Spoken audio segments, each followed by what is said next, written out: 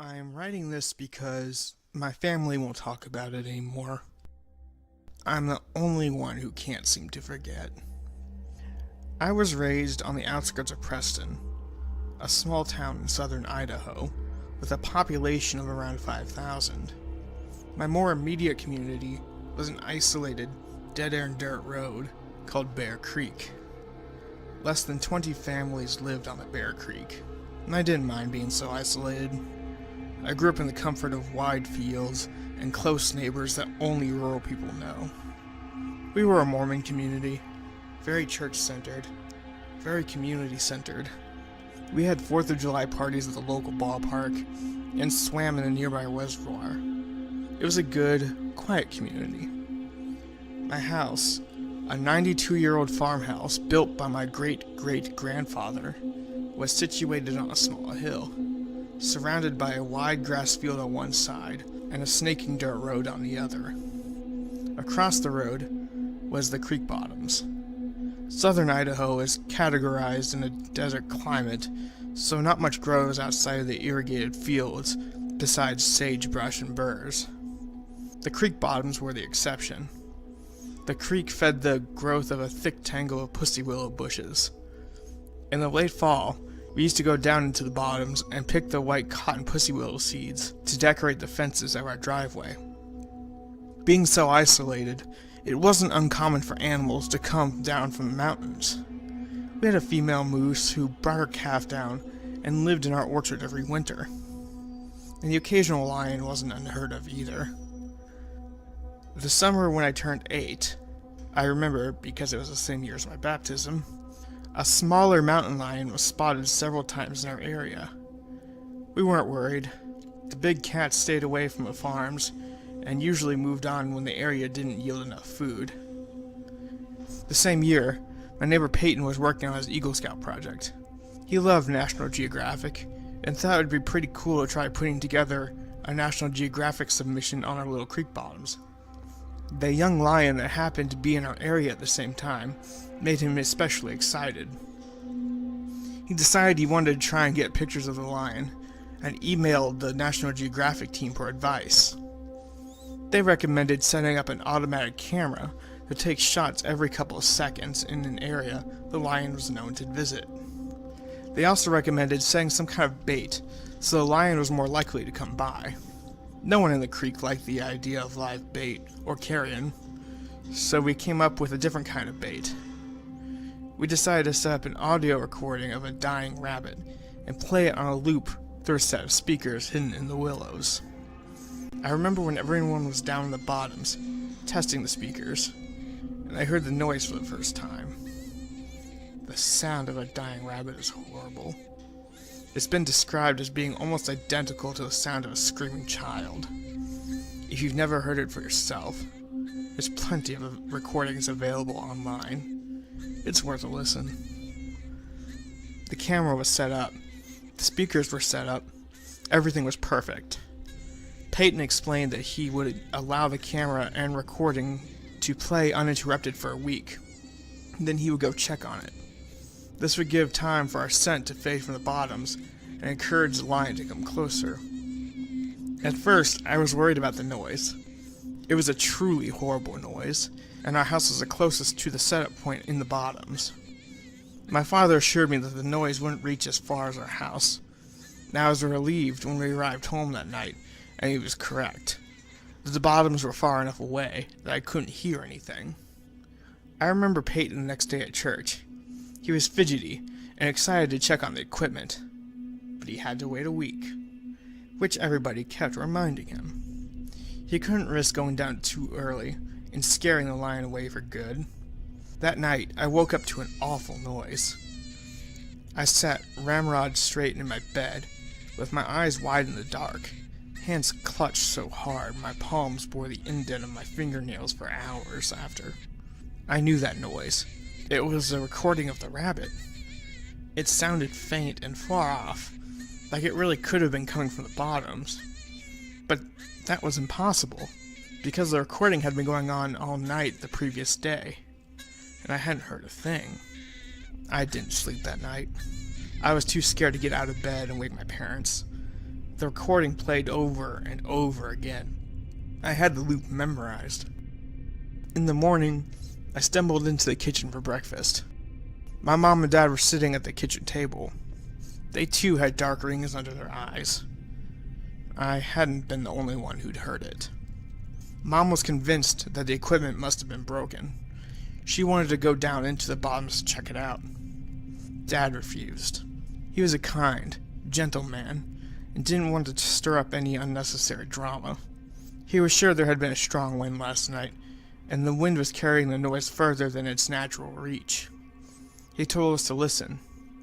We did. He was right. We couldn't hear it now. We forgot about it and went about our daily goings. The next night, it happened again. I stayed up in bed with my back to the wall. The screaming was even louder than before, but this time, something was different. It was lower pitched than I remembered, and parts of the loop were slowed down, as if the recording was warped in places. At times, the loop did not loop naturally, and instead picked up at a random place in the middle. My mom didn't mention anything at the breakfast table, but both her and my dad seemed tense. The third night I mustered the courage to stand beside my bedroom window and look out into the yard. For a moment I stood, rooted to my spot, my hands shaking no matter how hard I clenched them. The noise slid in through the cracks in the windows. I watched the outline of the trees in the yard. They were perfectly still. Not even the slightest breeze stirred their branches. My mom announced that she would be going to visit her sisters in town the next day, and would probably spend the night there. She invited me to come along, but I was a daddy's girl at heart, and chose to stay at the farm. I took Mom's place beside Dad in their bed that night, but even that didn't help. I don't think my dad was sleeping either, for he was unnaturally still the whole night. We began to hear the noise during the day, too.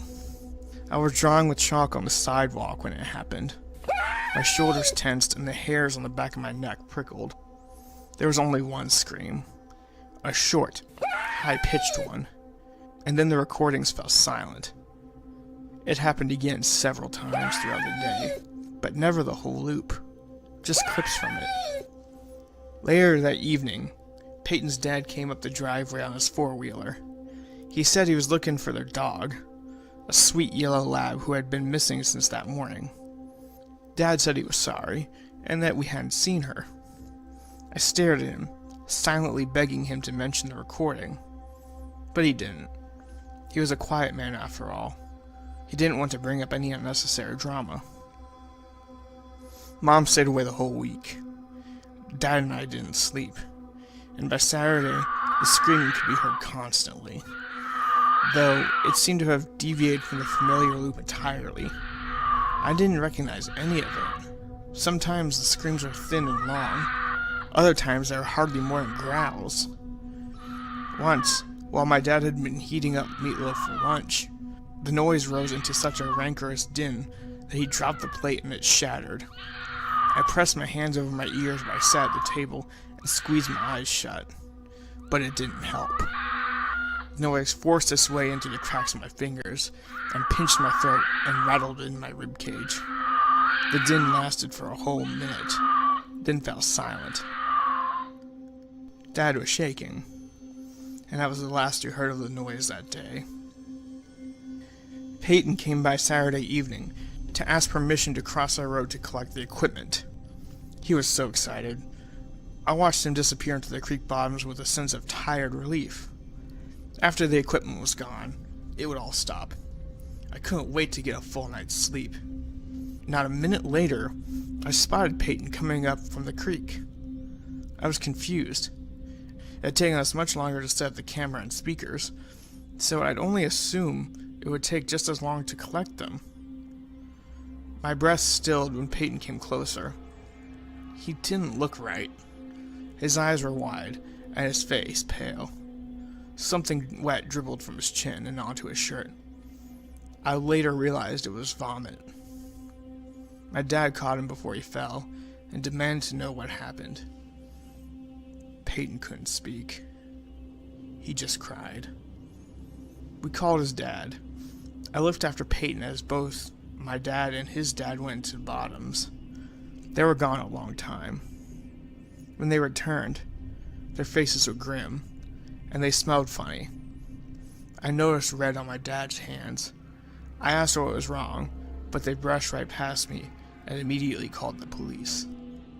Nobody would tell me what happened. I sat on the couch as a blur of neighbors and police officers swirled around me. At one point, an officer placed something on the kitchen table and left. I looked into the kitchen curiously. It was the camera from the bottoms. I wish I hadn't looked. The camera was a little banged up. Tiny scratches and dents covered the plastic casing. When I lifted it, my hand stuck to the plastic. Something tacky and odorous covered the screen, but it turned on fine. The first set of photos were normal, just the pussy willows cast green into the glow of the night setting. As I continued to click through them, they quickly became strange. At one point, the camera angle changed, as if the camera had been knocked from its post. Grass now obscured most of the frame. Flecks of red appeared on the lens and remained for the rest of the sets. One photo made me pause. There was a figure in this one, or half of a figure, as most of the upper torso hadn't made it into the frame. I thought it could be human, but it didn't look like it should be standing upright. Its legs were twisted, like an animal, and it seemed to be having difficulty supporting itself in an upright position. Beside the legs, a long, thin arm hung. Whatever it was must have been stooped over, for its fingertips hung below its crooked knees. The next set was different. It was as if the camera had been picked up and was now being held. The first photo was of the bottoms at night. The next startled me. I had to look closely before deciding what it was. A rabbit had been laid in the bushes, but its ears and most of its scalp had been peeled away. The next was of the same rabbit, but a thin, dark hand was holding it up against the sky. Its limp body hung like something from a nightmare. In the following photos, more rabbits joined the one, each with their ears and scalp removed. Then a cat, then more cats, then a dog, the yellow lab, then the mountain lion. The following photo was of 7 rabbits, 3 cats, 1 dog, and the lion all laid out in a row facing the same way. Their arms and legs had been arranged as if they were marching, like some parade. All of their scalps had been removed, and tiny white glints of their skulls could be seen. The last photo was overly bright, like the photo had been taken too close, with the flash on. An eye dominated the frame, but was yellowed and crusty, and had a bar pupil like a horse. In the bottom corner, the edge of a mouth could be seen. No lips, just teeth. Sharp and little, with wide gaps of red gum between them. I wish I hadn't looked. I heard my dad talking to the police outside. They said the speakers had malfunctioned. The recording had only played the first night.